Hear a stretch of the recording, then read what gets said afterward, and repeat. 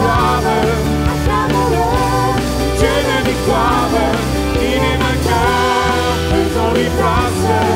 Il est roi, Seigneur. Tape des mains.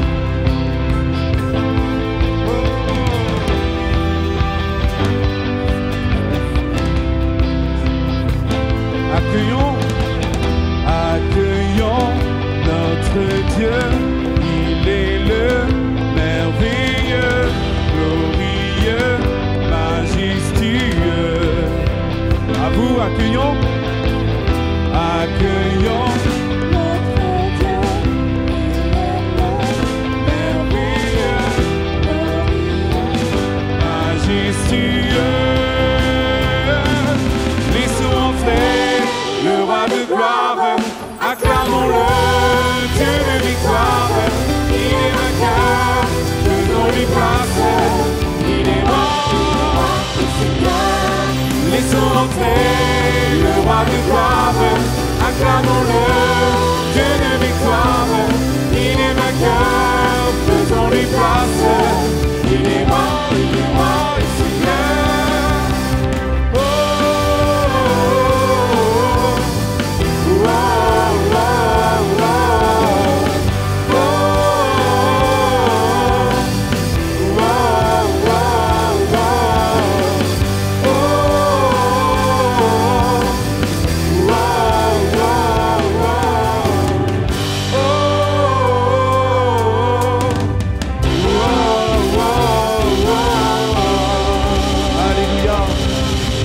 Bienvenue, alléluia. Nous voulons te bénir. En tout cas, si tu es fatigué, si tu es chargé ce matin, viens tout déposer au pied de la croix de Jésus. Tout ce qui pourrait t'empêcher de le louer, viens le déposer. Avec ce cantique, comme une prière, un chant s'élève. Les yeux se tournent vers toi. L'espoir renaît, alléluia. Nous voulons nous attendre à toi ce matin.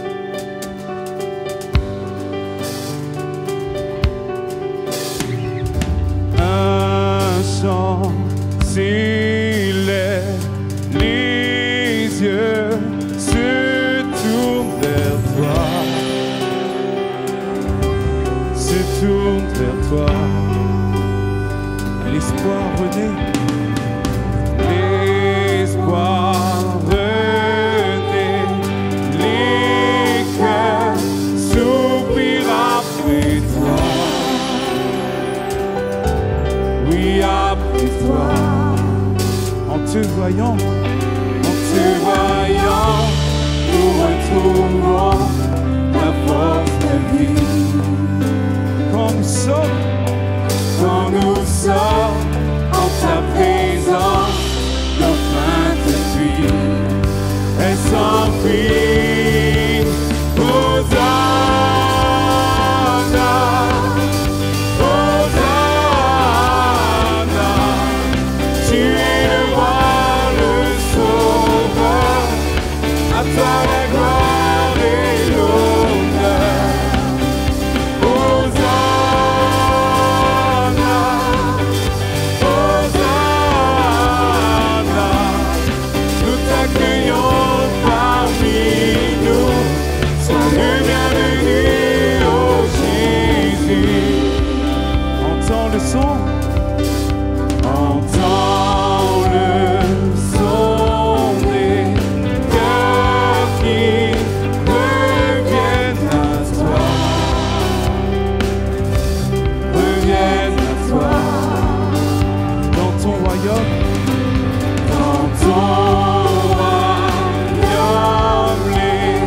les vies brisées sont restaurées.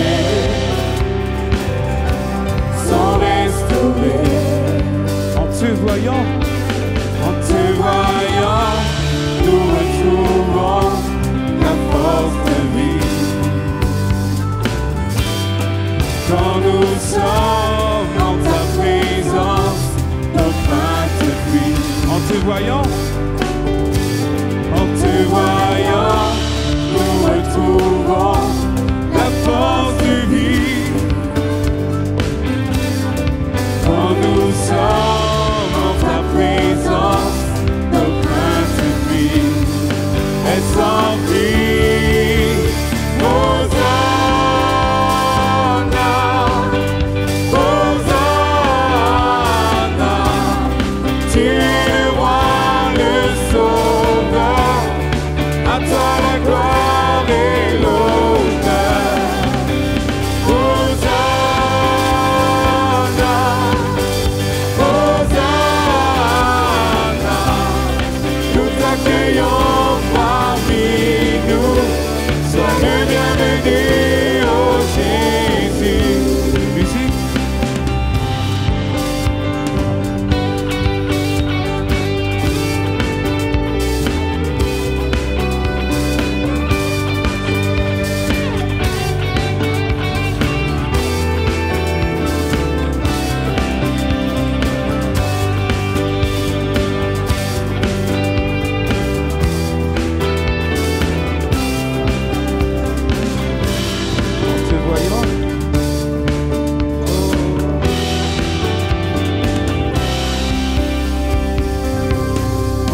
Voyant, nous retrouvons la force de vie. Confesse-le ce matin. Quand nous sommes en ta présence, nos craintes fuient. En te voyant,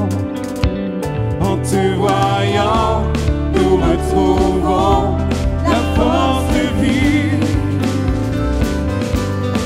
Quand nous sommes en ta présence, sans prix. Hosanna, Hosanna,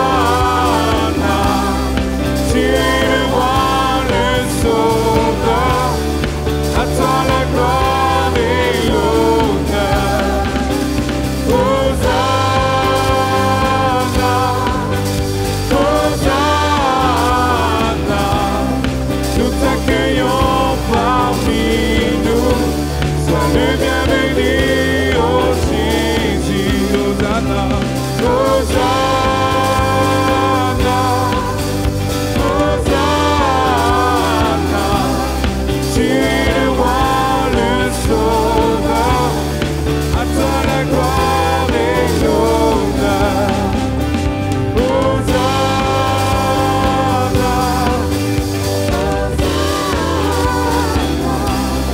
nous t'accueillons parmi nous, sois le bienvenu, oh Jésus. Alléluia.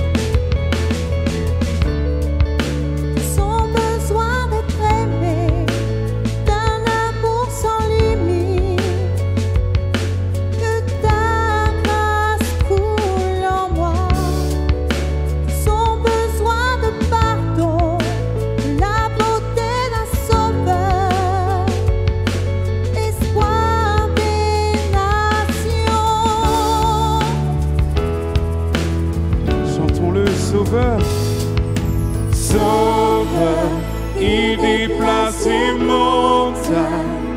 Mon Dieu sauve avec puissance, il sauve avec puissance. Pour toujours, créateur du salut, Jésus a vaincu la mort, il a vaincu la mort.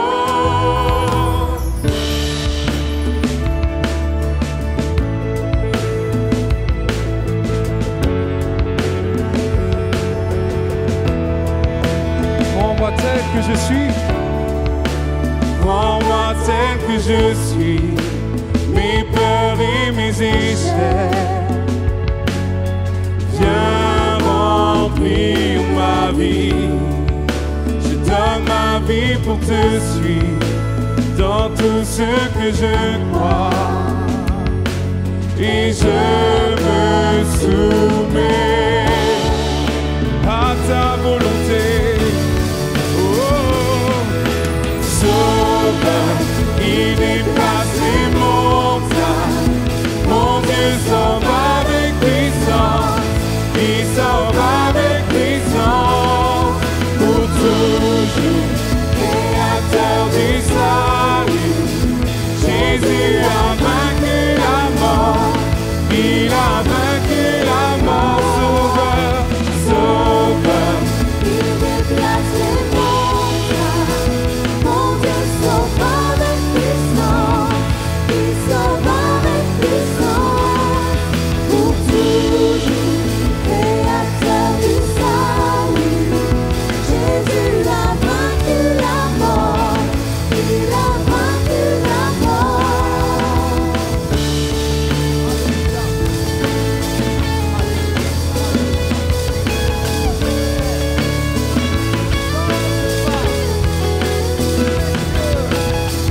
resplendir pour que le monde voit. Nous chantons pour la gloire du roi ressuscité. Jésus, resplendir pour que le monde voit. Nous chantons pour la gloire du roi ressuscité. Sauveur, il déplace les montagnes. Mon Dieu sauve avec puissance, il sauve avec puissance, pour toujours, créateur du salut.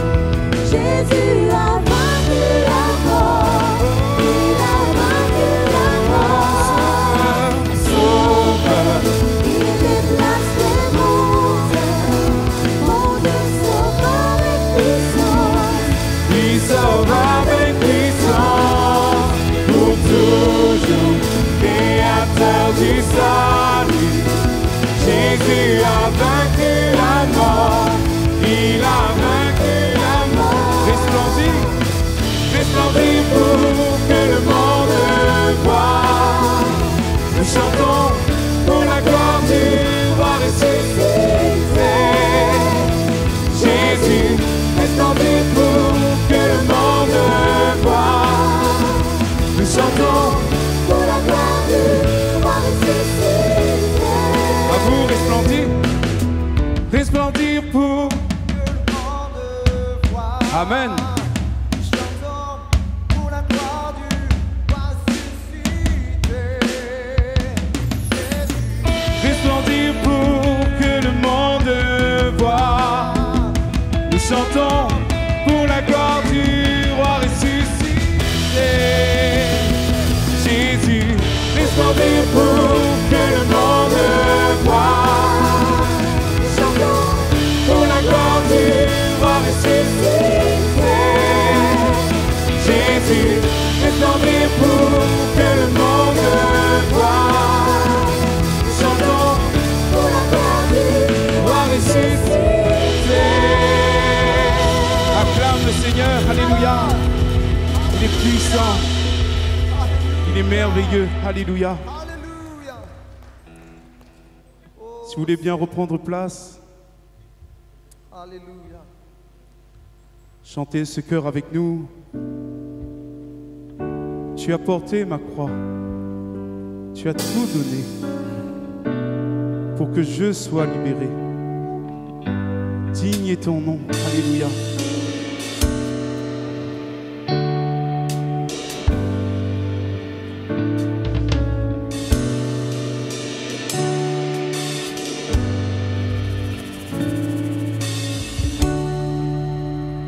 Tu as porté ma croix, tu as tout donné pour que je sois libéré. Maintenant ma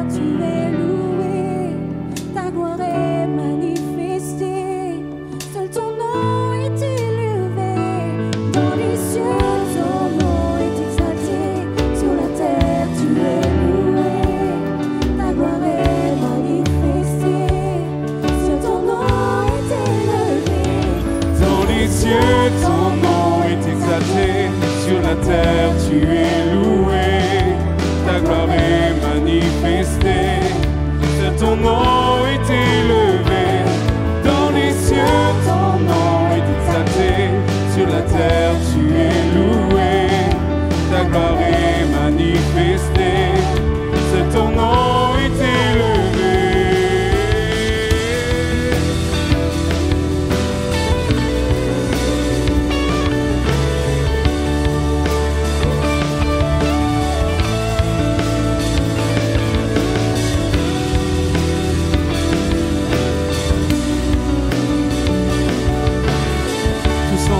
Digne est ton nom,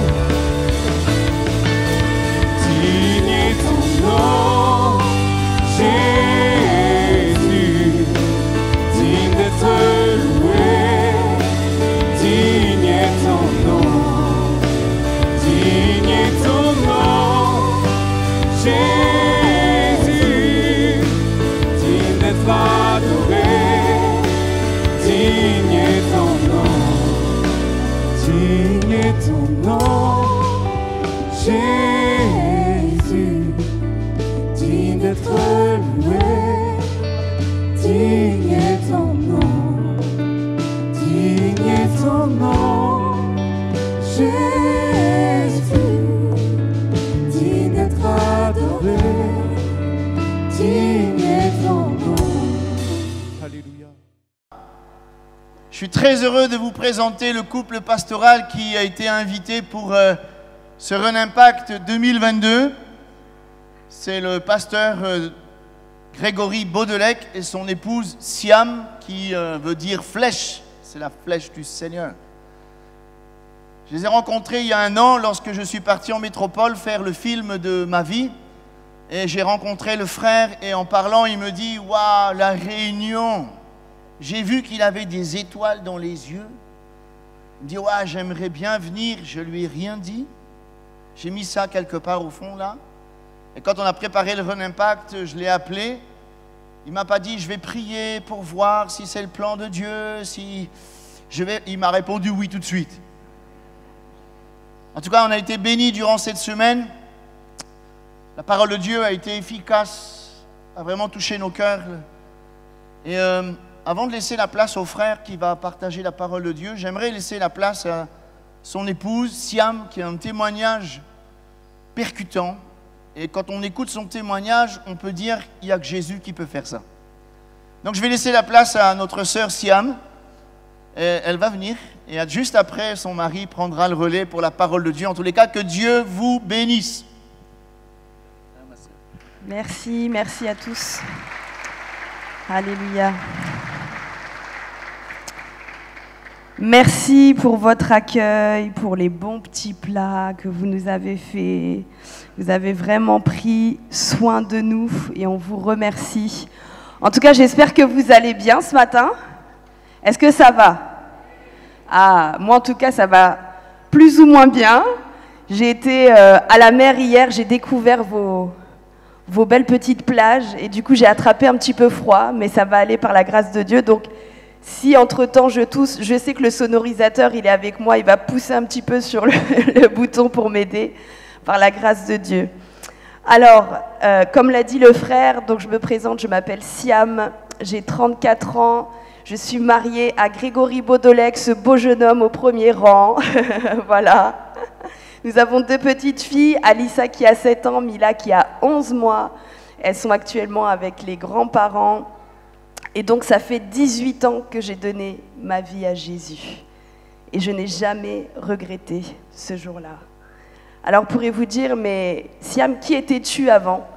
Eh bien, tout simplement, pour vous expliquer le contexte, j'ai grandi dans une famille musulmane. J'ai grandi dans une famille très croyante, très religieuse. J'avais 3 grands frères, une petite sœur, et on a beaucoup grandi avec beaucoup d'interdits. Donc on n'avait pas le droit d'écouter de la musique, on n'avait pas le droit d'avoir des amis, on n'avait pas le droit voilà, de faire tout ce qui était à l'encontre de la religion. Et surtout, nous les femmes, on était vraiment pas très bien considérées. Il fallait qu'on grandisse comme une fille de bonne famille, irréprochable, sans soucis. Et donc, on était éduqués pour, voilà, principalement pour faire le ménage et la nourriture et être des femmes qui devions avoir des enfants.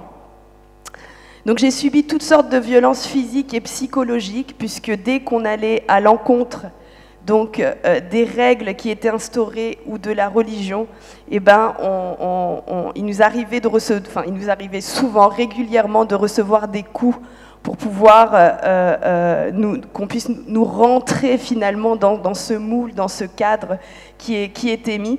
Alors j'avais 3 grands frères, j'ai un frère aîné en particulier qui s'est complètement radicalisé et qui a radicalisé toute la famille.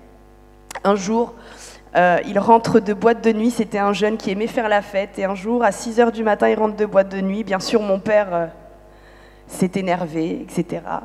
Et il a dit, voilà papa, moi demain je m'en vais au Yémen. Et donc il part au Yémen, et c'était vrai, le lendemain il est parti, je n'ai plus jamais revu mon frère. Je l'ai revu des années, des mois après, et il était complètement métamorphosé. Donc il a essayé d'instaurer des choses au sein de notre famille, et ça a été vraiment catastrophique, puisque mon papa à cette époque-là était très malade, ne pouvait pas asseoir son autorité, et donc ce sont mes frères qui ont pris l'autorité à la maison. Alors oui, c'est vrai qu'à cet âge-là, à l'âge de 13 ans, j'étais très rebelle aussi. Il faut aussi dire les choses telles qu'elles étaient. J'avais beaucoup de mal à rentrer dans le cadre de la religion. C'était compliqué pour moi. Alors oui, j'ai essayé de prier 5 fois par jour. Oui, j'ai essayé de faire le ramadan. J'ai essayé de tout mon cœur, mais au fond de moi, j'étais vide. Il ne se passait rien. À l'âge de 8 ans, à partir de 8 ans, j'ai subi un abus, un viol de la part d'un membre de ma famille. Ça a duré sur plusieurs années. Et donc chez nous, ce genre de choses, c'est tabou. On n'en parle pas, c'est caché, on ne peut pas en discuter. Et depuis plusieurs années, voilà, ça s'est passé. Et même en priant 5 fois par jour, en demandant à Dieu de m'aider, je me sentais vide au-dedans de moi, j'étais détruite par la vie finalement, complètement détruite par la vie. Et à l'âge de 13 ans, je décide de prendre mon sac à dos et je décide de partir de chez moi. Alors je décide de partir de chez moi, pas pour faire ce que je veux, aller en boîte de nuit ou autre, pas du tout. Pour vous donner un aperçu, c'est qu'à l'âge de 13 ans déjà, tout ce que je voulais, mon rêve, c'était principalement d'avoir un travail, d'avoir une voiture et un appartement. C'est fou à l'âge de 13 ans de vouloir rêver ça. Je suis sûre qu'il y a des jeunes de 13 ans dans la salle, il ne reste pas forcément d'avoir un appartement. Mais c'est pour vous dire un petit peu dans quel état d'esprit j'étais. J'étais vraiment dans un état d'esprit où vraiment je voulais m'en sortir. Tout simplement, je voulais être libre. Libre de pouvoir être ce que je suis, mais surtout être délivrée de ce qui pouvait m'animer dans mon cœur, c'est-à-dire que je voulais vraiment être libre de ce qui m'avait détruite.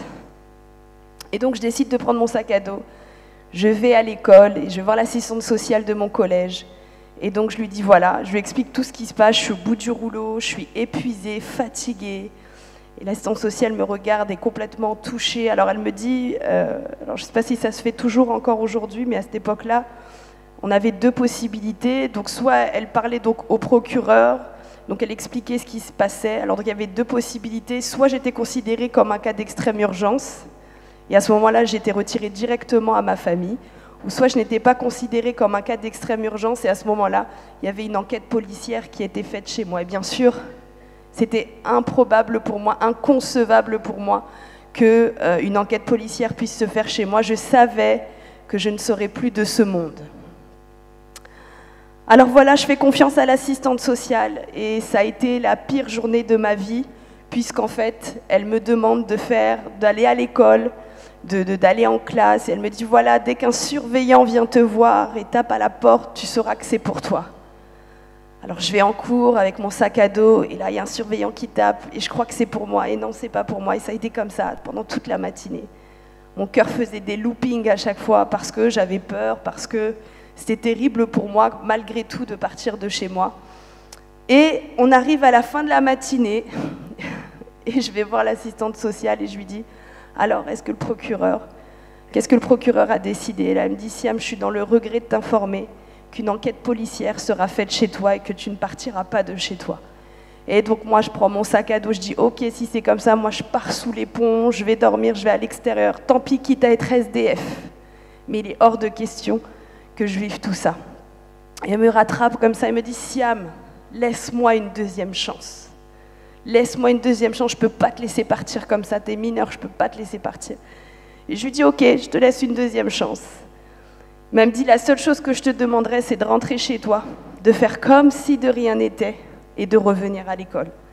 Ça a été très compliqué pour moi. Alors je rentre chez moi, mon papa vient me chercher. Et là, comme de par hasard, mon papa, c'est le plus gentil du monde. Il prend le temps avec moi, il me fait à manger.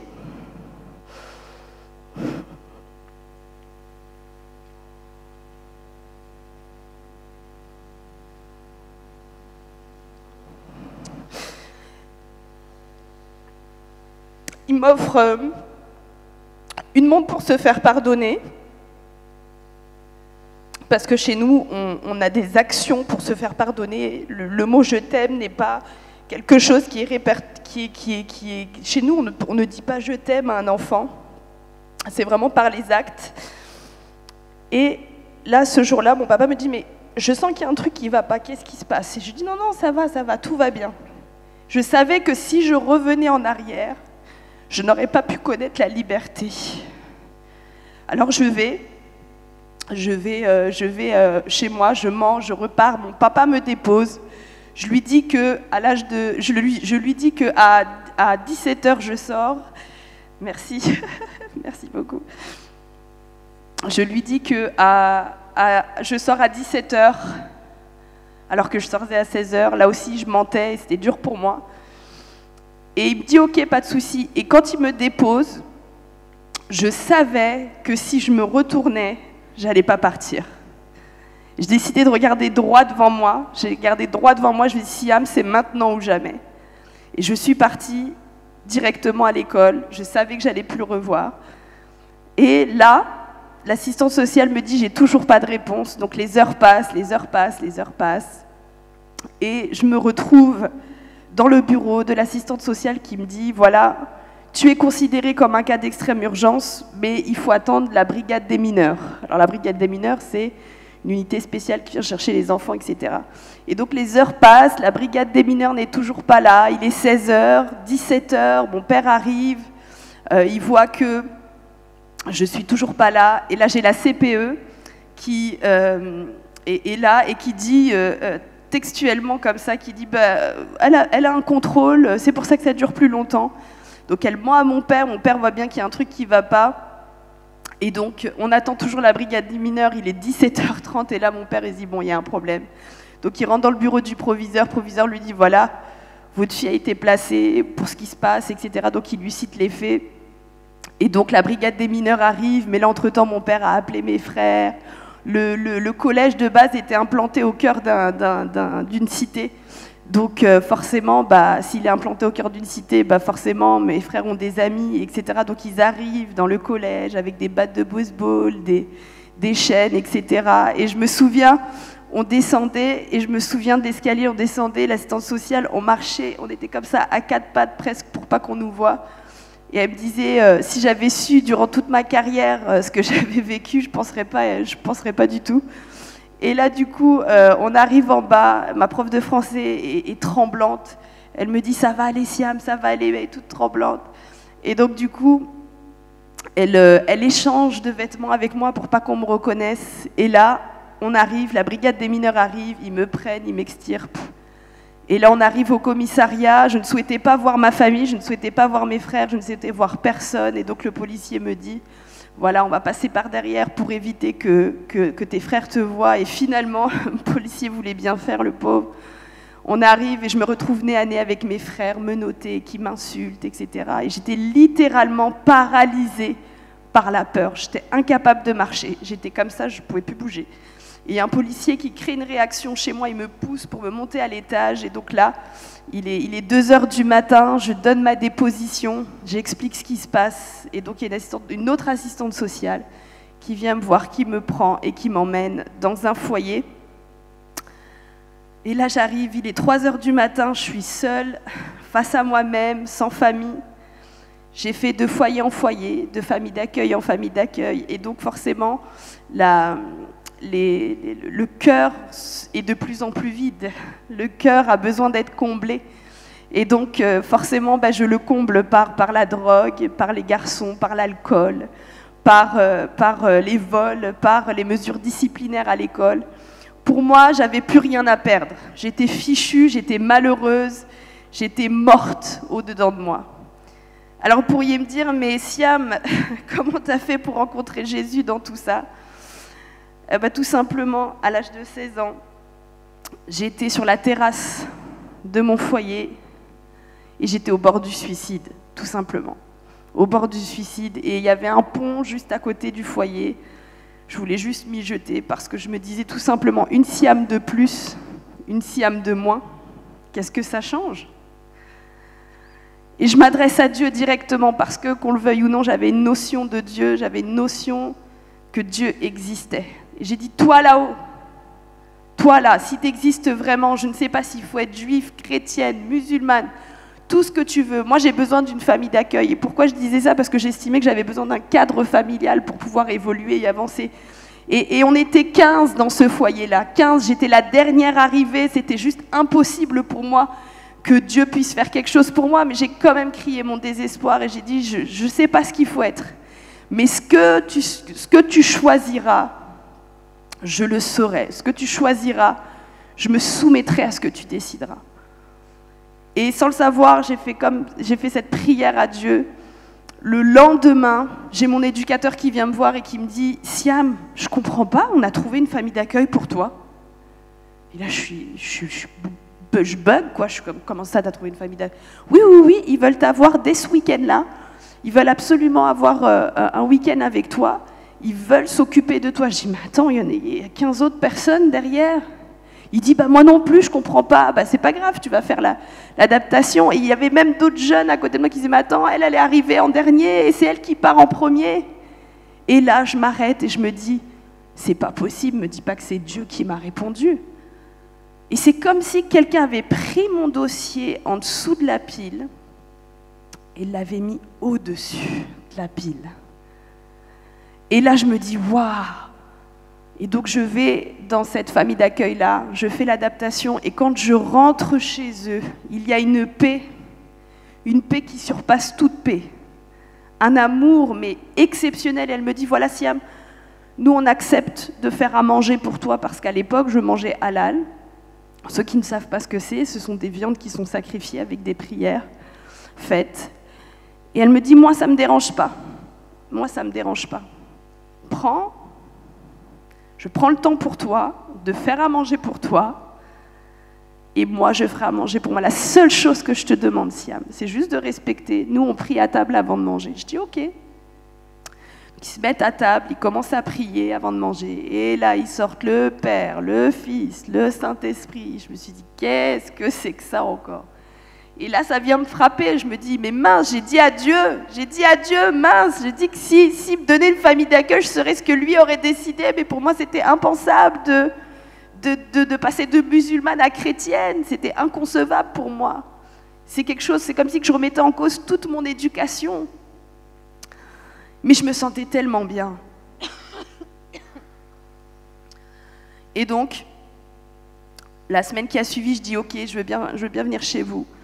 Et donc, ils prennent mes bagages, on va dans la voiture, et là, ils mettent ce chant dans la voiture qui dit « Dieu Tout-Puissant, quand mon cœur considère tout l'univers créé par ton pouvoir, le ciel d'azur, les éclairs, le tonnerre. » Et là, moi, je pleure. La famille d'accueil me dit « Mais qu'est-ce qui se passe ?» Je dis « Non, ça va. » Et en plus, je n'aimais pas pleurer devant les gens avant, et là, je l'ai fait ce matin, zut oh. Et ce qui se passe, c'est que en fait, je suis saisie. Et il y a comme une petite voix au fond de moi qui me dit, tu vois, Siam, tout l'équilibre que tu cherchais depuis des années, il est là. C'est moi, l'équilibre, c'est moi. Et je suis complètement bouleversée. Je demande à ma famille d'accueil une Bible. Ça m'a fait toujours rire, ça. Je lui avais demandé une Bible le matin, le soir même, je l'avais eue. Elle a couru pour aller me chercher la Bible. Et je me mets à lire la Bible et je me remets à parler à Dieu. Et à un moment donné, je me dis, mais Siam, tu es complètement folle, tu parles à un mur. Tu parles à quelque chose qui n'existe pas, qui n'est pas tangible, que je ne peux pas voir. Et chez nous, chez les musulmans, c'est beaucoup les œuvres, c'est beaucoup, on fait des choses pour avoir une place dans le ciel. Ce qu'on appelle des hasanats chez nous, ce sont des bons points. Dès qu'on fait des bonnes actions, on les accumule. Et après, plus on en a, et plus on a une place au ciel. Et pour moi, c'était impossible que Dieu s'adresse à moi. Et je me remets à parler, je dis, voilà, bon, j'avoue, j'ai demandé une voiture, ça n'a pas marché. Mais j'étais là devant Dieu et je parle à Dieu, je lui parle simplement. Et il y a une petite voix qui vient au fond de moi qui me dit, va dans le psaume 143. Et je vais dans le psaume 143 et vous savez quoi? C'était tout juste ce que je venais dire à Dieu. Et là, je me suis dit, waouh, Dieu parle, c'est pas possible, je suis folle. Donc je cours, je descends en trombe, je vais voir ma famille d'accueil. Écoute, il faut que je te parle. Absolument, va pas voir les psychologues, va pas voir les psychiatres, je veux pas de traitement, j'ai pas de problème psychologique, mais il faut que je te dise quelque chose. Elle me dit, oui, je t'écoute, vas-y. Ben, je crois que Dieu me parle. Et là, elle se met à exploser de rire. Et elle me dit, Siam, Jésus t'aime, Jésus veut le meilleur pour toi. Et là, elle me parle de la croix et moi, je suis là. Je bois ses paroles. Je me dis, mais c'est fou, c'est dingue. Oui, moi aussi, Dieu me parle, etc. Et on prie pour toi, etc. Et je dis, ben, je vais aller dans votre église. Elle me dit, ok, pas de souci. Et je me souviens, comme j'étais mineure, il fallait demander l'autorisation à mon éducateur. L'éducateur, il dit, bah, vu comment ça l'a changé, aucun problème, allez-y à l'église. Même l'éducateur avait vu quelque chose. Et on va aller à l'église, et là, le prédicateur qui prêche sur ma vie au complet à un tel point que je pensais que ma famille d'accueil avait tout raconté. Précis. Plus précis, je crois qu'il n'y avait pas, je crois que Dieu m'attendait. Et là, il dit, voilà, si c'est toi, approche-toi sur le devant et donne ton cœur à Jésus. Et je me souviens, j'étais au fond là-bas, je traverse toute la salle. Et je viens ici et je donne mon cœur à Jésus. Complètement. Alors, vous pourriez vous dire, mais qu'est-ce qui a changé, Siam, chez toi depuis? Qu'est-ce qui a changé? Eh bien, ce qui a changé, c'est que je me sens plus seule. Je suis plus vide, je sais que Jésus marche avec moi. Et souvent, je dis, c'est ton amour qui m'a sauvée, Seigneur, c'est ton amour qui m'a délivrée. C'est ton amour qui m'a changé. J'ai plus jamais manqué l'amour d'un père et d'une mère. Parce qu'il m'a complètement bouleversée. J'ai pardonné à ma famille, à mon agresseur, à moi-même. Dieu a restauré mon cœur brisé, ma relation en tant qu'enfant de Dieu, en tant que femme, en tant qu'épouse, en tant que mère. Je sais qui je suis en Christ. Alors si je peux vous donner un encouragement, je l'ai raconté toute la semaine, mon témoignage, mais là, je sens que Dieu veut vraiment dire certaines choses. Dans la Bible, il est écrit que, dans le psaume 34:8, l'Éternel est près de ceux qui ont le cœur brisé. Il sauve ceux qui ont l'esprit abattu. Le peu de foi que tu as, le peu d'espérance, Dieu entend ta prière, il est près de toi. Il te dit, lâche pas, me délaisse pas, sois avec moi, moi je marche avec toi. Juste Dieu, tout ce qu'il demande, c'est que tu ouvres ton cœur, que tu le laisses faire. Et dans Matthieu 12:20, il est écrit, il ne brisera point le roseau cassé, il n'éteindra point le lumignon qui fume, jusqu'à ce qu'il ait fait triompher sa justice. Le roseau, à l'époque, c'était comme un bambou, je l'avais expliqué déjà à certains, c'était comme un bambou, ils en faisaient des instruments, des flûtes. C'est comme du bambou, et les enfants le faisaient pour faire de la musique, et quand il était brisé, il était jeté à la poubelle. Et si tu es là ce matin, tu n'es pas bon à jeter à la poubelle. Tu n'es pas bonne à jeter à la poubelle. Dieu veut réparer le roseau brisé, veut réparer le cœur brisé que tu es pour jouer une nouvelle mélodie avec toi, une nouvelle mélodie à la gloire de Dieu. J'ai mon verset préféré, je le dis tout le temps à chaque fois, mais c'est mon verset préféré, je crois que c'est pour quelqu'un.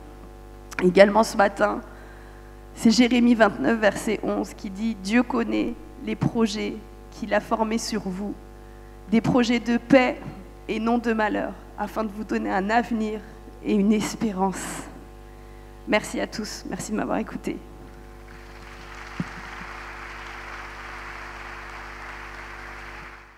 Alléluia, merci Mickaël.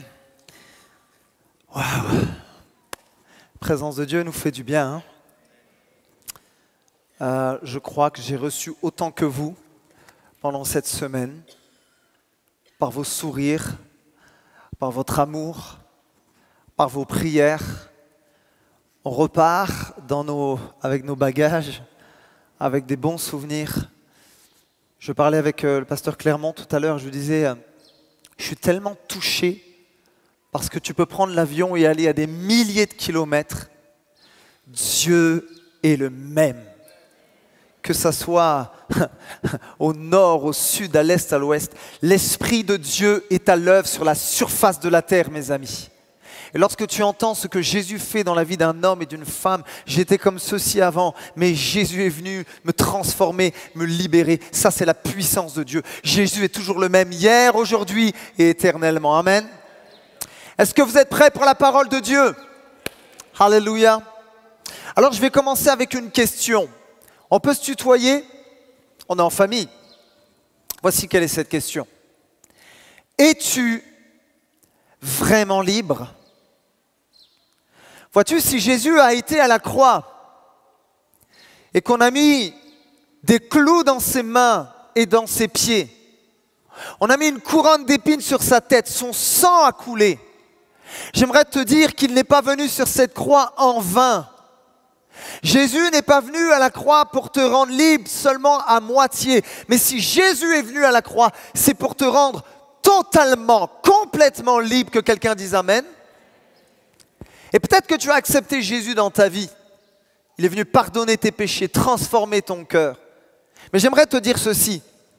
Il y a malgré tout des domaines dans nos vies qui ont besoin d'être émondés par le Saint-Esprit. Que tu sois un chrétien de 5 ans, 10 ans, 30 ans ou plus, en fait, j'ai remarqué ceci. C'est pas parce que tu te sens libre dans un domaine que tu l'es forcément dans un autre. Exemple, vous vous rappelez de l'apôtre Pierre? À un moment donné, Pierre n'était pas libre d'une chose. Il n'était pas libre de cette peur de la mort. Et c'est pour ça qu'à plusieurs reprises, il va renier Jésus en disant « Non, non, moi je ne le connais pas ». Jésus l'avait prophétisé. Mais à un moment donné, la Pentecôte vient, le feu du Saint-Esprit descend. Et Pierre est rempli d'une assurance baptisée du Saint-Esprit. Et là, on voit un Pierre qui n'a plus peur de la mort. Pierre est en train de prêcher à des milliers de personnes. 3000 âmes se donnent au Seigneur Jésus. Pierre est libre de la peur de la mort. Mais on voit un petit peu plus loin que Pierre n'est pas totalement libre d'une autre chose. Vous savez de quoi? Pierre, on le voit à un moment donné, va se comporter d'une certaine manière avec les non-juifs et d'une autre avec les juifs. Il ne l'assume pas. Pourquoi? Parce qu'il a peur des préjugés, il a peur des critiques. Si Pierre n'avait plus peur de la mort, Pierre avait encore peur du jugement. Et c'est pour ça que l'apôtre Paul va le reprendre. Alors, je pourrais citer quelques exemples. Peut-être que tu as été libéré de la convoitise, de la pornographie, mais tu n'es pas débarrassé de la médisance. Peut-être que tu as été libéré de la timidité et le Seigneur se sert de toi et tu chantes et tu sers avec une pleine assurance. Mais quand quelqu'un est meilleur que toi ou quand quelqu'un a peut-être plus de dons et de talents que toi, tu n'arrives pas à te réjouir, mais il y a une forme de jalousie à l'intérieur de toi. Je sais que ça n'existe pas chez les enfants de Dieu, je le dis comme ça. Mais vois-tu, en fait, on a tous des zones d'ombre.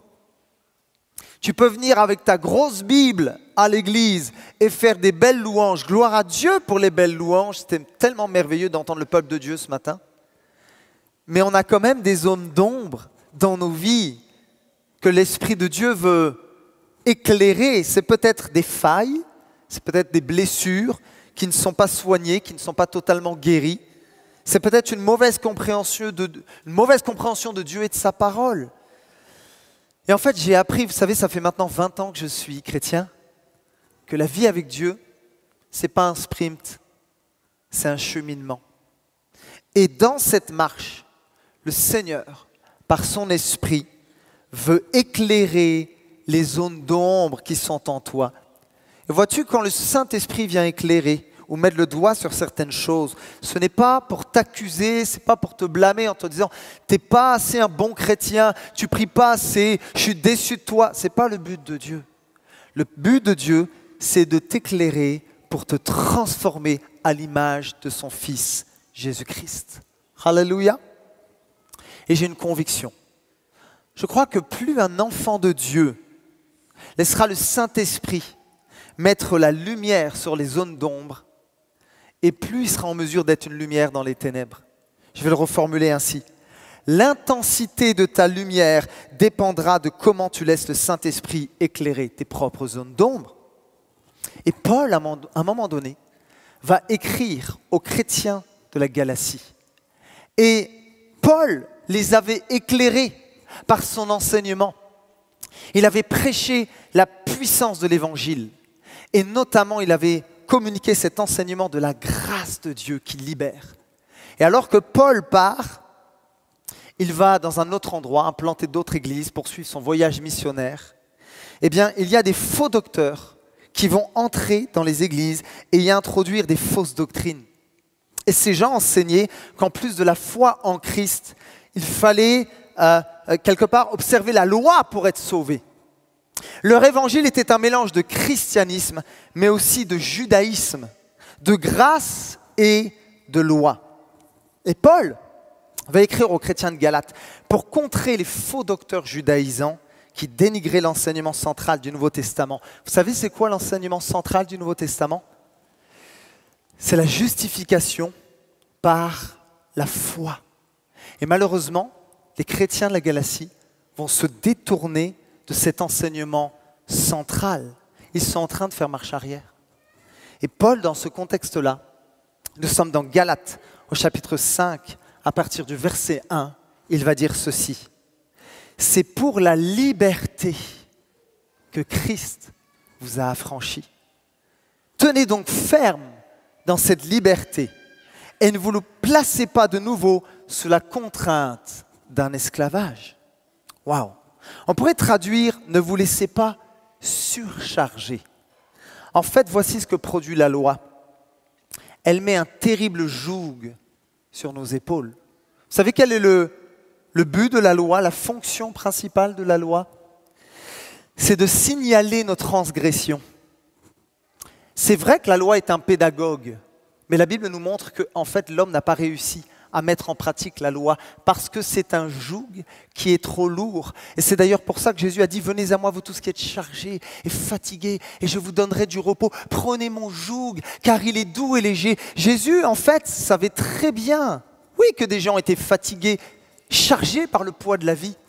Mais Jésus savait aussi que ce qui les chargeait, c'était le poids de la loi qui les écrasait, qui les condamnait. C'est pour ça que Jésus va dire « Prenez mon joug, il est doux et il est léger. » En fait, la loi, elle te fait réaliser tes manquements.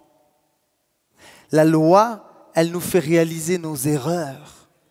Et vous savez ce que ça va engendrer quand on réalise nos erreurs, notre petitesse, nos échecs? Vous savez ce que ça engendre? De la culpabilité. Et le titre de mon message, en fait, c'est une question que je vais te poser de la part du Seigneur. Même si tu es un enfant de Dieu depuis des années, voici quelle est cette question. Es-tu vraiment libre de la culpabilité? Et c'est de cela qu'on va parler ce matin. Voyez-vous, la définition de la culpabilité, c'est un sentiment de faute ressenti par une personne, que ceci soit réel ou imaginaire.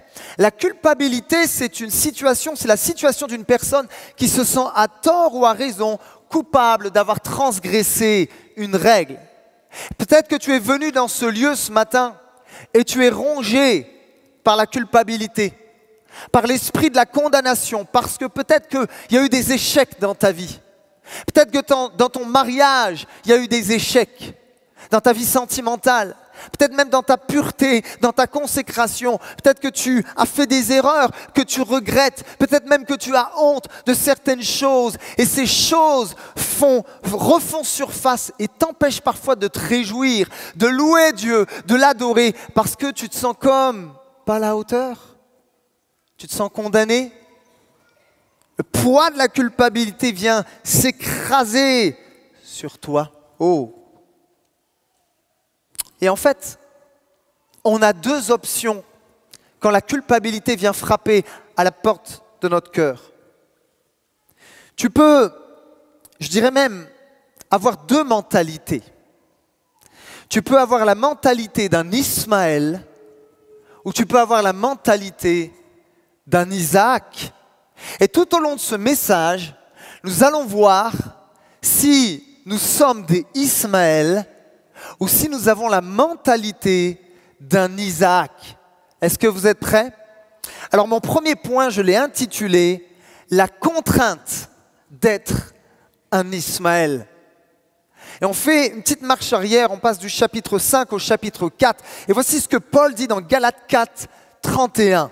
« Ainsi, mes frères, nous ne sommes pas des enfants d'une esclave, mais de la femme libre. » Plongeons-nous un petit peu dans le contexte.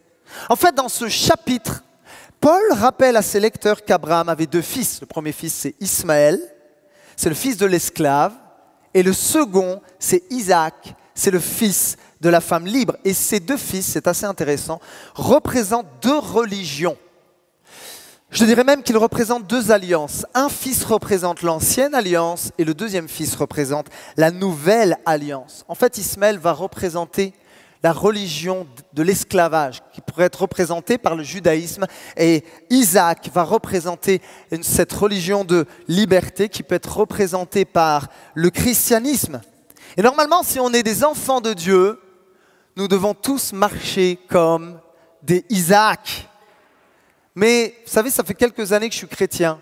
Il y a quelque chose qui pèse sur mon cœur et qui vient parfois m'attrister. C'est que alors que nous sommes appelés à être sous le système de la grâce, beaucoup d'enfants de Dieu marchent encore sous le joug de la loi. Beaucoup d'enfants de Dieu, au lieu d'être des Isaac, marchent comme s'ils étaient des Ismaël. Voyez-vous, on va se pencher sur Ismaël pendant quelques instants. Qu'est-ce qu'il représente? Eh bien, Ismaël a été conçu de manière toute humaine. En fait, littéralement, on pourrait dire qu'il a été conçu selon la chair.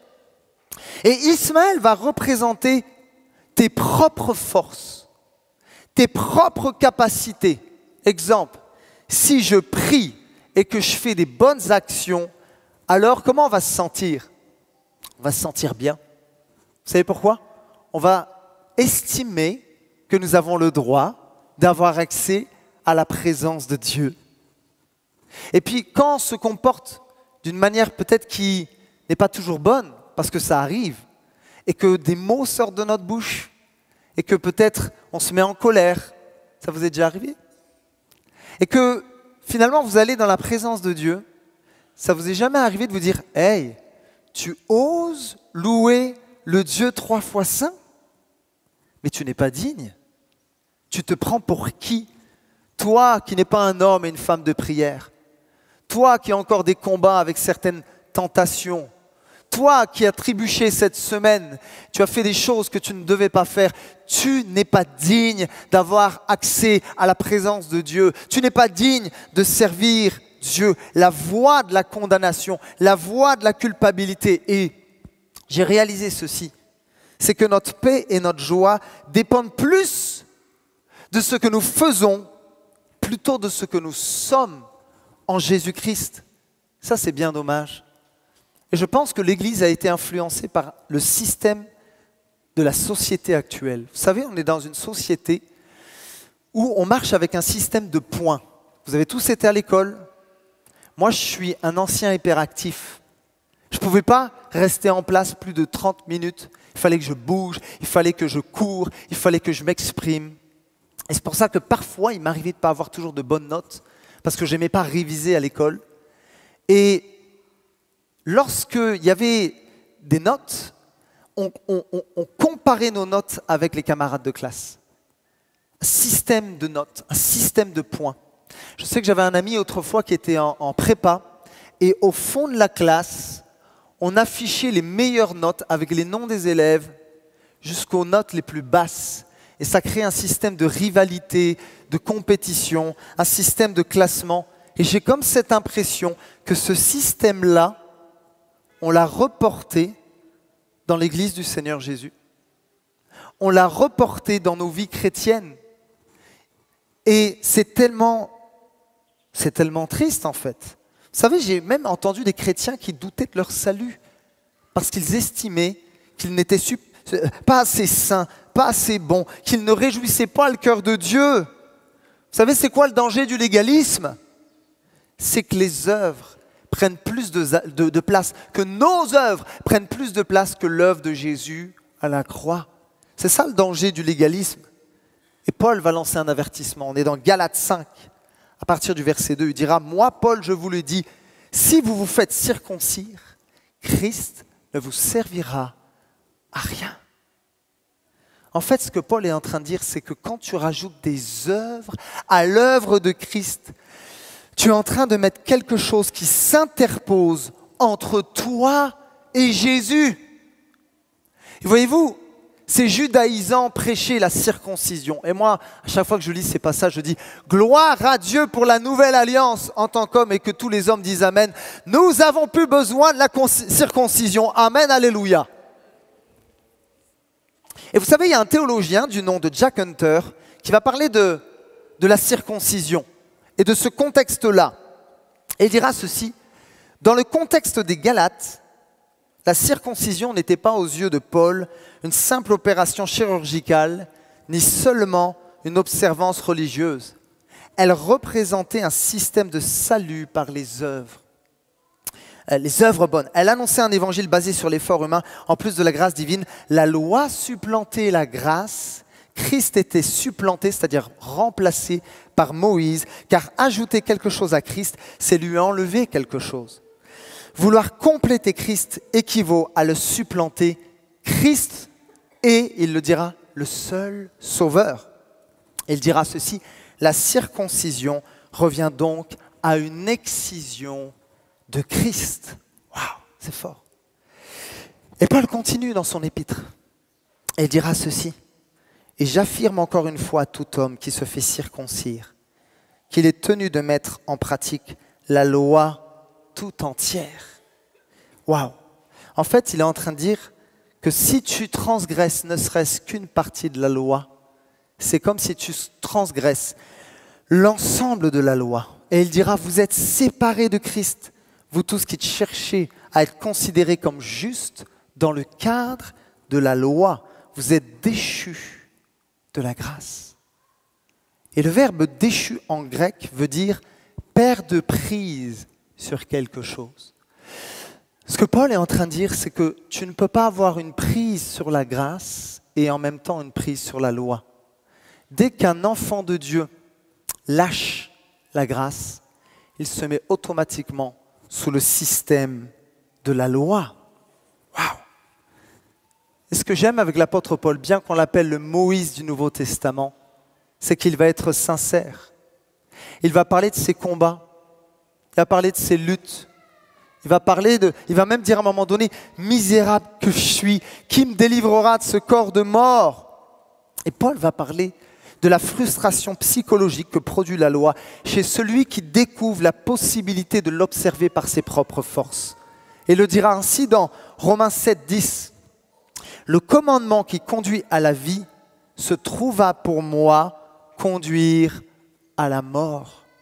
C'est comme si Paul était en train de dire qu'au travers de la loi, je vois ce que Dieu attend de moi. Je meurs de honte et d'impuissance parce que je n'y arrive pas. Est-ce que quelqu'un a dit un jour, la vie chrétienne c'est trop dur? J'y arrive pas. Les standards de la vie chrétienne sont trop élevés. J'y arrive pas. Les normes de sainteté, j'y arrive pas. J'ai l'impression que j'y arriverai jamais. Vous savez, il y a 20 ans de cela en arrière, un peu plus de 20 ans, j'avais fait comme une sorte de deal avec Dieu. J'avais été culotté. J'avais dit au Seigneur, à l'âge de mes 15 ans, Dieu, laisse-moi 15 ans jusqu'à mes 30 ans pour faire ce que je veux, pour sortir avec toutes les filles de mon lycée, pour me droguer, pour aller en boîte de nuit. Et à 30 ans, je me caserai avec une petite chrétienne, histoire d'avoir une place au ciel. Vous savez, les voies de Dieu ne sont pas les nôtres. Et je suis venu dans un camp de jeunesse au fin fond de la Bretagne. Vous savez, Dieu agit là où il veut. Hein. Et alors que je fumais mes joints, pendant que les autres chantaient des cantiques, l'Esprit de Dieu est malgré tout venu me chercher et frapper à la porte de mon cœur. Je me rappelle, c'était un soir. C'était un missionnaire américain qui prêchait la parole de Dieu et l'Esprit de Dieu m'a convaincu de pécher. Et je me rappelle ce soir-là, j'ai fondu en larmes. Je suis tombé par terre, j'ai confessé mes péchés. Et ma vie n'a plus jamais été la même. J'ai été transformé, libéré de la drogue, de la haine, de la violence. Et j'ai continué ma vie chrétienne comme cela. Mais j'ai réalisé quelque chose, c'est que il y avait encore des combats intérieurs, notamment par rapport à quelque chose. Je sais que c'est un sujet un peu tabou dans les églises, mais c'était par rapport à la convoitise, par rapport à la sensualité. J'avais des problèmes. Vous savez, la pornographie dans nos églises fait des dégâts. La pornographie fait des dégâts même dans les mariages, malheureusement. Et c'est un outil que Satan utilise pour détruire, pour déchirer, pour culpabiliser. Et moi, j'avais ces combats avec la convoitise, la sensualité. Pourtant, j'aimais Jésus et j'en avais marre. Parce qu'à chaque fois que je venais à l'église, louer le Seigneur, l'adorer, il y avait une voix qui me disait « Tu es sale, Dieu est en colère contre toi, tu es qui pour servir Dieu?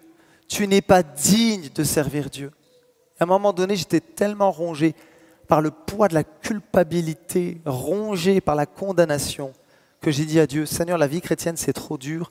J'ai l'impression d'être un hypocrite. Je n'y arrive pas. Alors j'ai lâché la main de Dieu. Et je me suis dit, au moins, si je suis dans le péché, je ne serai pas hypocrite. Je n'aurai pas une double vie. Vous savez combien de temps ça a duré? 1 semaine. 1 semaine, pas plus d'1 semaine. Vous savez pourquoi? L'amour de Dieu me manquait trop.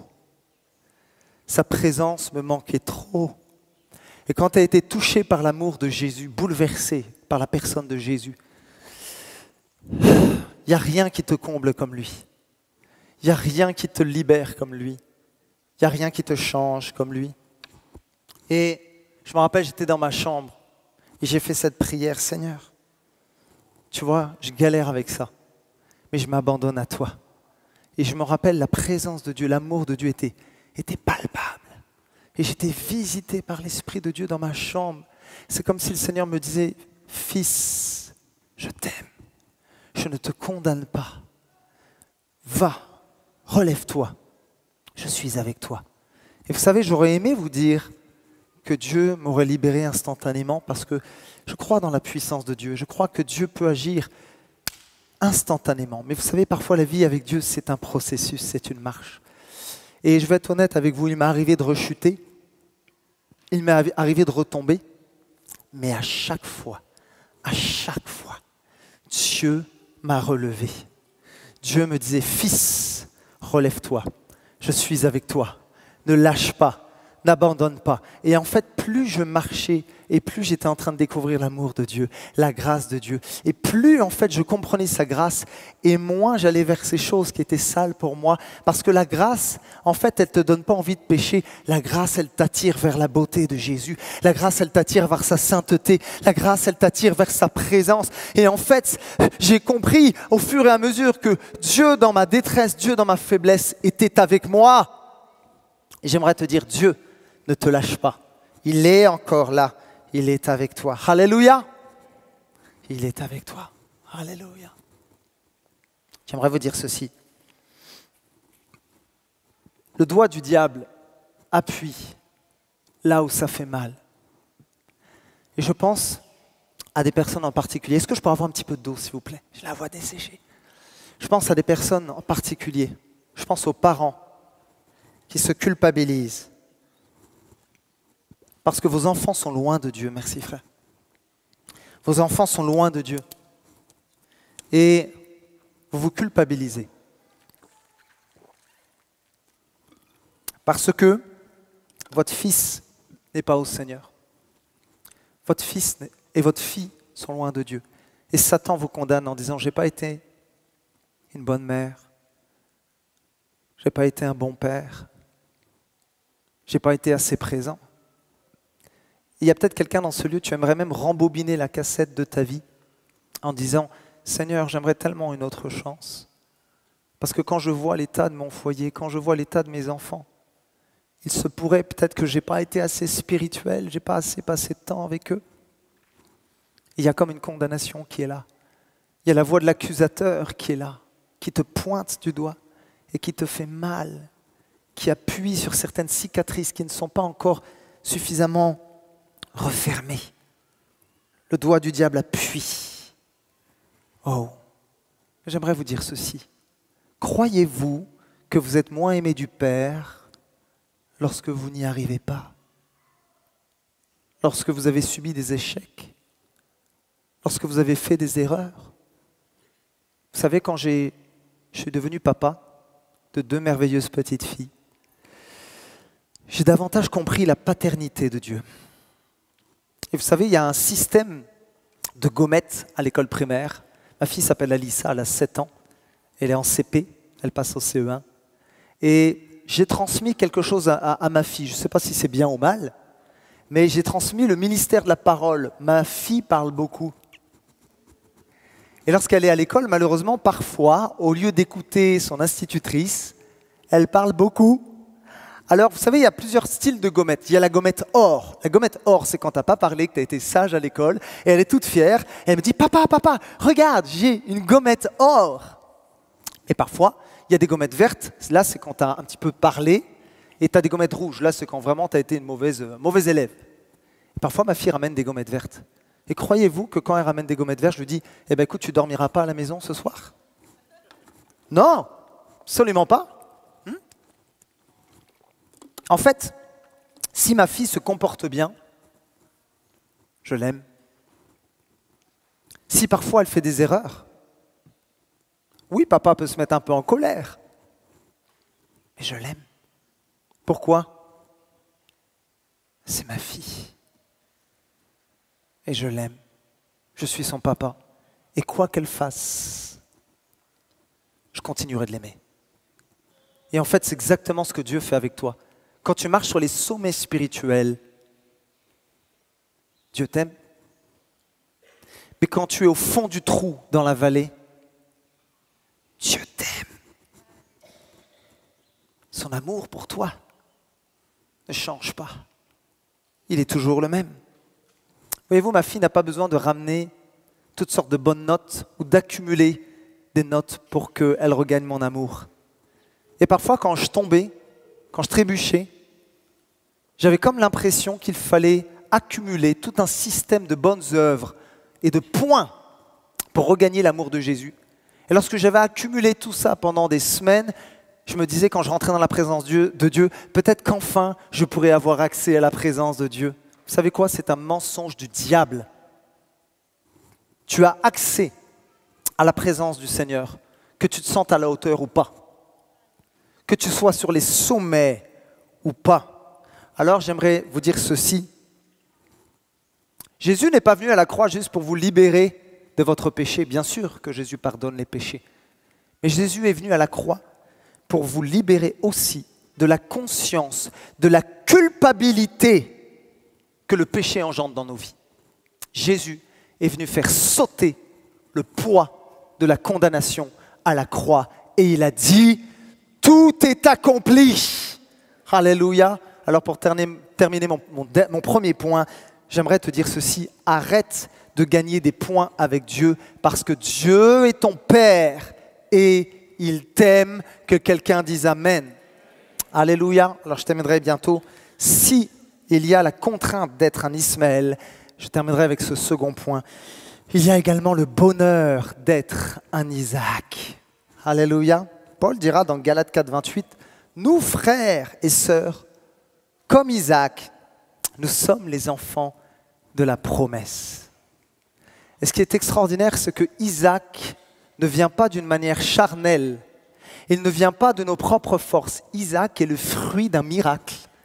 Isaac est le fruit d'une promesse divine. Voyez-vous, Abraham avait presque 100 ans. Et je peux vous dire que Sarah, elle était bien ménopausée depuis longtemps. Et tout le monde aurait pu dire c'est impossible. C'est impossible, c'est scientifiquement, médicalement impossible que cette femme accouche. J'aimerais vous dire ceci. Peut-être que le diable a dit, c'est impossible que ton fils revienne à Dieu, que ta fille revienne au Seigneur. C'est impossible que ton mariage soit reconstruit. C'est impossible que tu sois restauré. Tu as fait tellement d'erreurs. Mais quand Dieu dit, la chose arrive. Dieu tient ses promesses. En fait, quand il n'y a plus d'espoir, Dieu vient donner de l'espoir. Alléluia. Et Isaac, qu'on le veuille ou pas, il est né. En fait, Isaac représente quelque chose. Il représente la nouvelle naissance. Et si tu es né de nouveau, voici la bonne nouvelle. Tu as accès à quelque chose. Vous savez à quoi? Tu as accès aux promesses de Dieu. C'est extraordinaire. Et Paul dira dans Colossiens 2, 13, 14, « Mais Dieu vous a rendu la vie avec Christ. Il nous a pardonné toute notre faute. Il a effacé le document de nos dettes qui nous accusait, qui était contre nous, à cause des règles établies, et il l'a détruit en le clouant à la croix. » En fait, ce que Dieu a fait, c'est que, voyez-vous, il y avait un document où il était écrit votre nom, votre prénom, et il était écrit que vous étiez destiné à la perdition éternelle. Vous étiez destiné à la mort et à la séparation, en fait, de la présence de Dieu. Mais quand Jésus a dit tout est accompli, vous savez ce qu'il a fait? Il a pris ce document qui te condamnait et il l'a déchiré et il l'a dit maintenant, tout est accompli. Tout est accompli. Il a déchiré la lettre, le document de la condamnation. Vous savez, quand la culpabilité frappe, vous pouvez avoir deux mentalités. Tu peux t'appuyer sur tes faiblesses, sur tes erreurs. Ou alors tu peux te comporter d'une autre manière. Tu peux déclarer par la foi ce que tu es en Jésus-Christ. Et quand Satan vient t'accuser, te mépriser, vous savez, on l'appelle l'accusateur des frères, eh bien tu peux te positionner avec foi et fermeté en disant « Moi, je suis racheté, je suis pardonné, je suis libéré et je suis aussi justifié. » Alléluia, c'est ce que tu es en Christ, mais ça demande de la foi. C'est pour ça que Paul dira dans Galates 5.5, quant à nous, notre espérance, c'est d'être déclaré juste devant Dieu au moyen de quoi? De nos œuvres? Non, au moyen de la foi. Telle est la ferme attente que l'Esprit fait naître en nous. Et quand tu fais ça, quand tu déclares cela, quand tu marches avec la mentalité d'un Isaac, qu'est-ce qui se passe? C'est que le joug qui t'écrasait, qui t'oppressait, il saute. Et il est remplacé par un joug qui est doux et qui est léger. Alléluia. J'ai bientôt terminé. Maintenant, je vais vous dire ceci. Ce n'est pas parce que je suis venu ici vous prêcher la parole de Dieu que tout va se régler en un coup de baguette magique.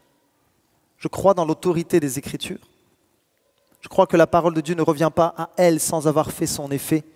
Mais comme je vous l'ai dit tout à l'heure, je crois aussi que la parole de Dieu fait son œuvre au fur et à mesure et que la vie chrétienne est un processus. En fait, c'est ça la sanctification. Ça m'appelait à marcher de progrès en progrès et de gloire en gloire. Alors peut-être que tout ne changera pas. Et peut-être que tu vas repartir et tu auras des défis à relever, c'est même certain. Vous avez tous des défis à relever en sortant de cette salle. Et vous savez quoi? On aura encore, même si le Saint-Esprit est en train d'agir au milieu de nous et qu'il va le faire encore, on aura encore des zones de fragilité en nous. Des zones où on ne se sent pas capable, des zones où on se sent faible et fragile. Mais j'aimerais que tu changes ton angle de vue sur tes fragilités, que tu les regardes autrement. Voyez-vous, en fait, ça semble fou ce que je vais dire, mais nos fragilités sont un moyen pour Dieu de se glorifier. Parce que Paul dira, quand je suis faible, c'est alors que je suis fort.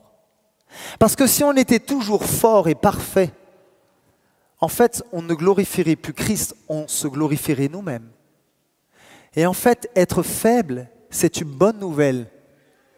Parce que ça te permet de dépendre de Jésus. Ça te permet de t'accrocher à Jésus. de te greffer à lui. D'ailleurs, Jésus a dit, sans moi, vous ne pouvez rien faire. Greffe-toi à Christ, malgré tes hauts et tes bas, malgré tes tentations. Et Jésus, en fait, quand tu greffes à Christ, la sève, la vie de Christ va commencer à couler en toi. Ses forces vont couler en toi. Sa vie va couler en toi. Alors que j'appelle le pianiste à s'approcher, s'il vous plaît, j'ai bientôt terminé.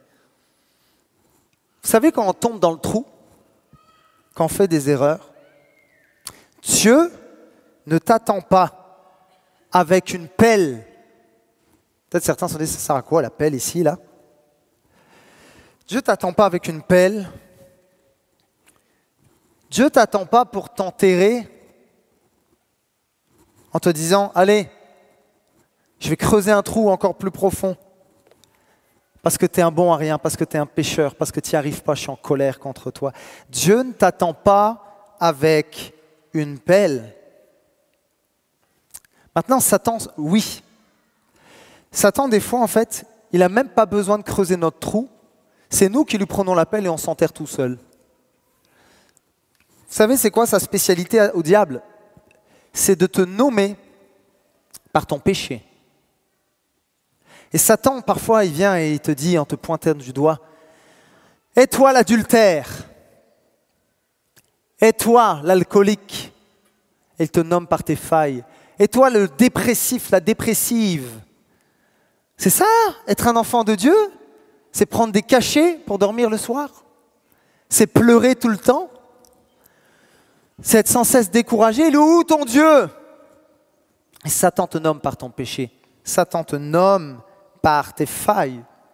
Mais j'aimerais vous dire que si Satan vous nomme par votre péché, Dieu, votre Père, vous nomme par autre chose. Vous savez comment il vous nomme? Mon fils, ma fille, j'ai pas une pelle pour toi. Non, non, non, non, non. Je t'aime. Il y a encore de l'espoir avec moi. Vous savez, oui, la main du diable détruit, mais j'aimerais dire, la main de Dieu, elle répare. La main de Dieu, elle restaure. C'est ça, la miséricorde de Dieu. C'est quoi la miséricorde? C'est quand tu es dans la misère, au fond du trou. Et Dieu te voit. Dieu te voit. Vous savez ce qu'il fait quand il vous voit dans le trou? Dieu prend une corde et il lance la corde. C'est ça la miséricorde. C'est quand Dieu te voit dans ta misère et que tu lances la corde. C'est ça la miséricorde. J'aimerais vous dire ceci, Dieu adresse un avertissement à son Église, à l'Église dans le monde entier. Et il te dit, si je t'ai lancé la corde, alors que tu étais dans le trou, Église de Christ, tu es appelé à lancer la corde aux autres, à ceux qui sont dans le trou, à ceux qui sont plus faibles dans la foi. Est-ce que je peux être vrai avec vous? Trop de fois dans nos églises, on a été des chrétiens pelles. Et on a enterré des gens par nos paroles. Ah, elle, c'est une femme qui a divorcé. Elle est disqualifiée, elle ne mérite plus d'aller dans la maison de Dieu. Elle ne mérite plus de servir le Seigneur. Est-ce que c'est ce que Jésus ferait, frères et sœurs? Combien de fois dans nos églises on a eu des paroles de condamnation, des paroles de mort? Combien de fois on s'est comparés les uns aux autres? Combien de fois on a marché avec ce système de points? Frères et sœurs, vous savez, on prie souvent pour le réveil. Mais si on reste des chrétiens pelles, ça va attrister l'Esprit de Dieu. Et le réveil ne viendra pas. Parce que la grâce, elle attire. La loi, elle écrase. La loi, elle condamne. Mais la grâce, elle attire, frères et sœurs.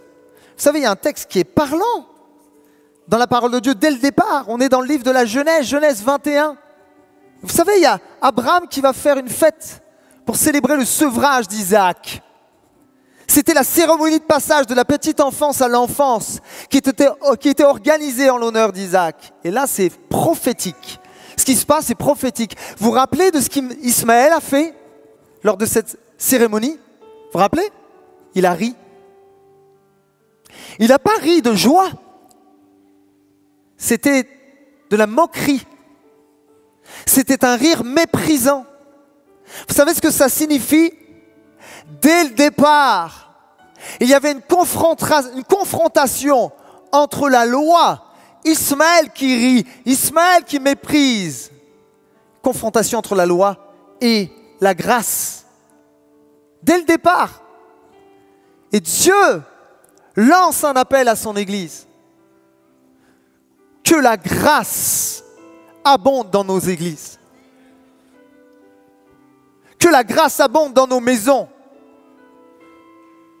Je parle aux parents sans condamnation. Je suis un père de famille. Et je crois, je ne veux pas généraliser les choses. Parfois, ce n'est pas si simple que ça. Mais je crois que si on avait plus de grâce envers nos enfants et qu'on arrêtait de leur mettre des coups de Bible sur la tête, entre guillemets, ils viendraient plus facilement au Seigneur Jésus. Je crois que si l'Église du Seigneur en France et en francophonie était inondée, imprégnée, imbibée de la grâce de Dieu, nos églises doubleraient. On vivrait un réveil. Parce que l'Évangile, c'est un évangile de grâce.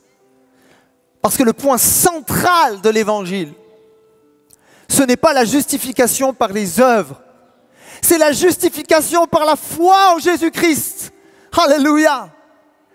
Et j'aimerais dire à quelqu'un aujourd'hui, Jésus est venu pour faire sauter le joug de la culpabilité et de la condamnation. Alléluia. Alléluia. Alors, soyons des chrétiens cordes. Arrêtons d'être des chrétiens pelles. Je terminerai ainsi.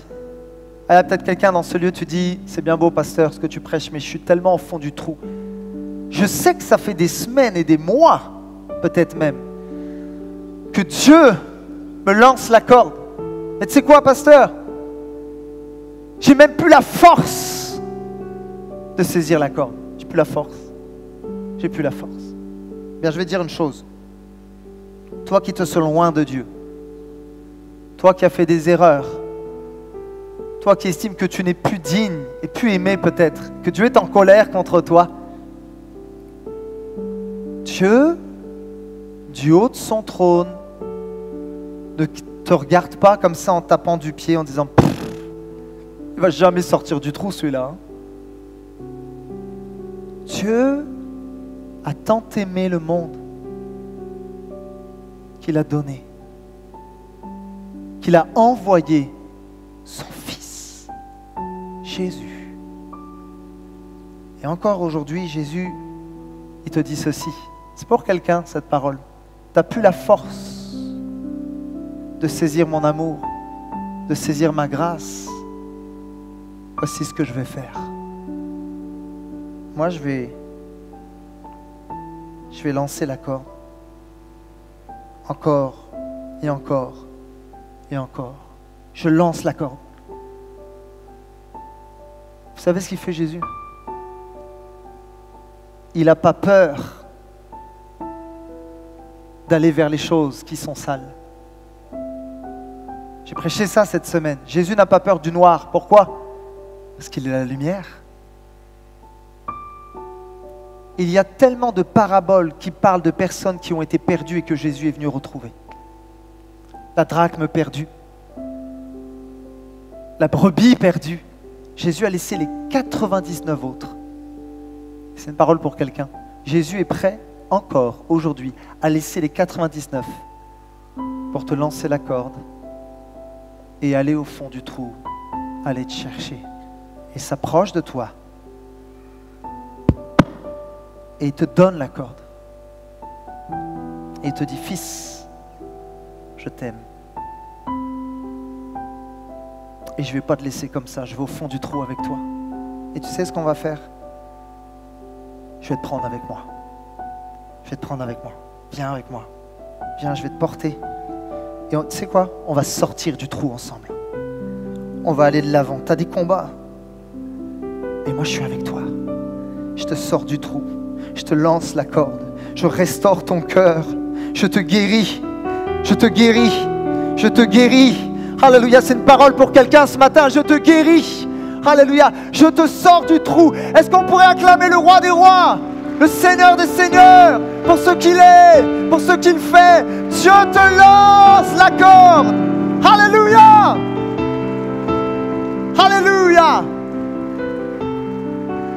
Est-ce qu'on pourrait courber nos cœurs, nos têtes ce matin et louer et adorer le roi des rois? Alléluia. Alors que j'appelle l'équipe de louange, s'il vous plaît, à vous approcher. Reprenons au cœur, un chant s'élève, un chant s'élève, les yeux se tournent vers toi, se tournent vers toi, l'espoir renaît, l'espoir renaît, les cœurs soupirent après toi, oui après toi, en te voyant, nous retrouvons la force de vie. Se met debout si vous voulez bien. Quand nous sommes en ta présence, nos craintes fuient, elles s'enfuient. Hosanna, Hosanna, tu es le roi, le sauveur, à toi la gloire et l'honneur.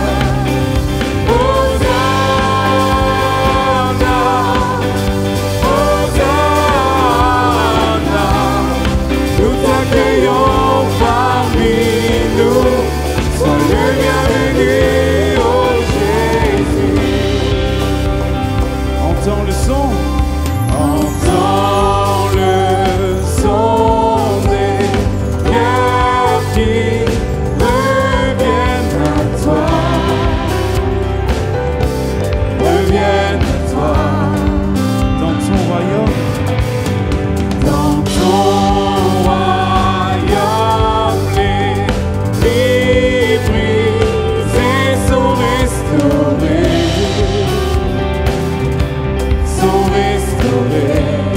En te voyant, nous retrouvons la force de vie. Quand nous sommes en ta présence, nos craintes fuient. En te voyant, nous retrouvons la force de vie. Quand nous sommes en ta présence, nos craintes fuient, elles s'enfuient. Hosanna, Hosanna, tu es le roi, le sauveur, à toi la gloire et l'honneur. Hosanna,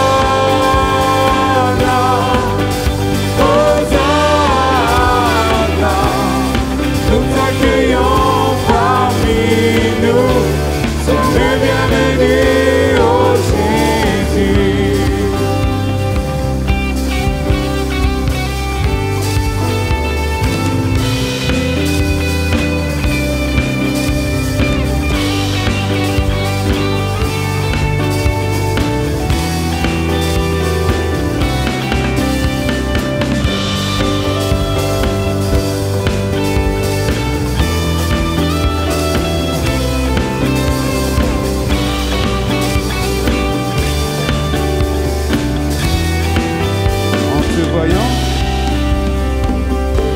En te voyant, nous retrouvons la force de vie. Quand nous sommes en ta présence, nos craintes fuient. À vous, en te voyant, En te voyant, nous retrouvons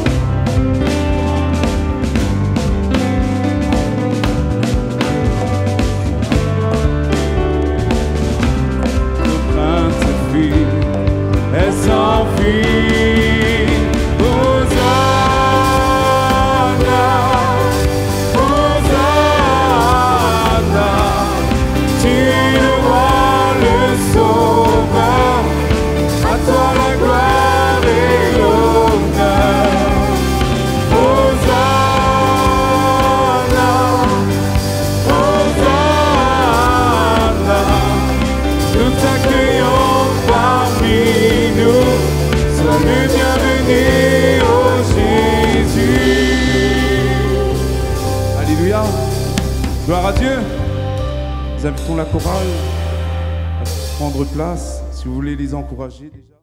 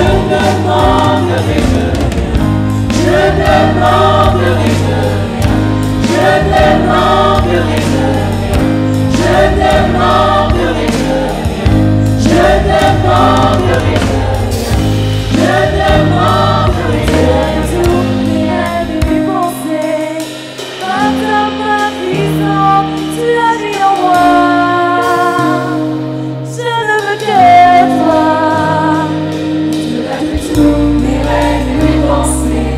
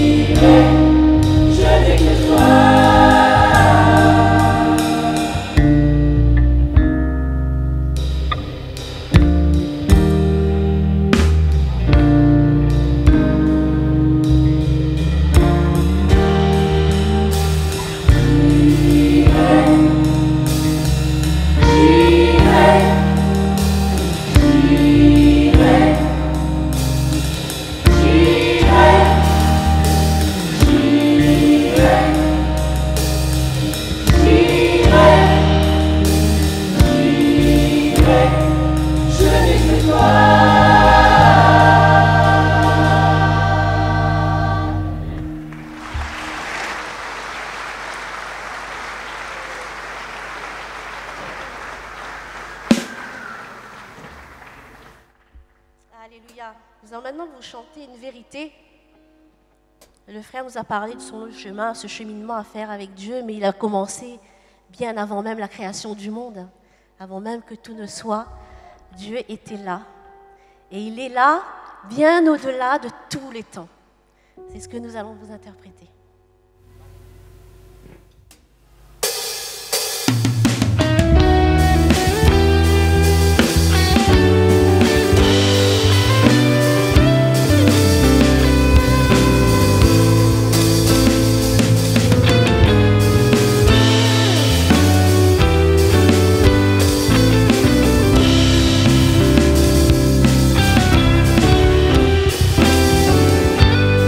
Pas un Dieu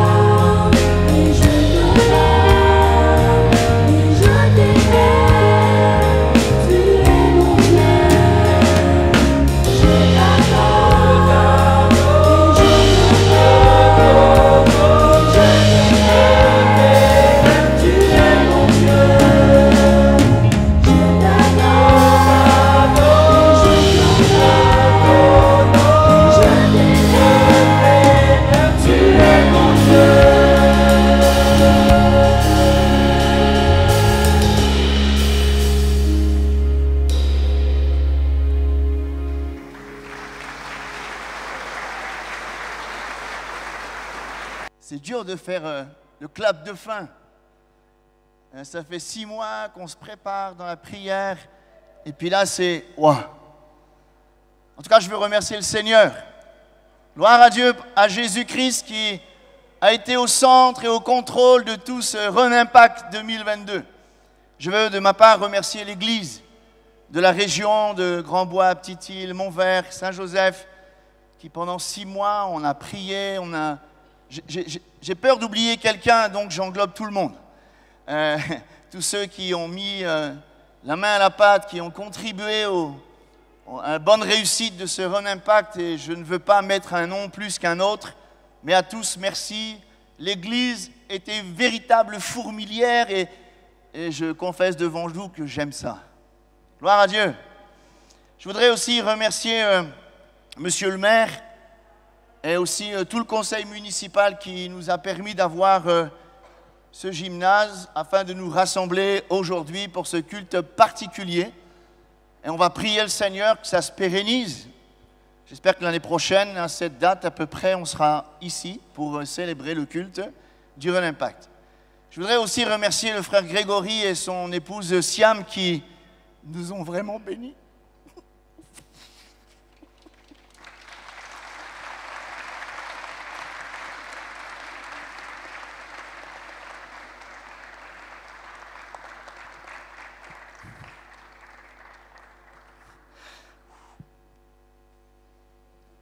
C'est dur. Je vais vous demander de venir devant, tous les deux. Une petite bertelle. Tu connais pas ce que c'est, toi, une bertelle? C'était l'ancien sac des écoliers longtemps, hein, les anciens connaissent. Un petit cadeau de la part de l'Église. Et je sais que vous avez des défis immenses. Je vais demander au pasteur, leur épouse, de venir. Clermont, Pierrette, Babi, Véronique. Puis je demanderai à l'Église de se lever. On va prier pour eux. Il y a d'énormes défis dans cette ville d'Orléans. Ils sont dans des défis très forts. Mais j'aimerais vous dire qu'on est avec vous. Et on va prier pour vous maintenant.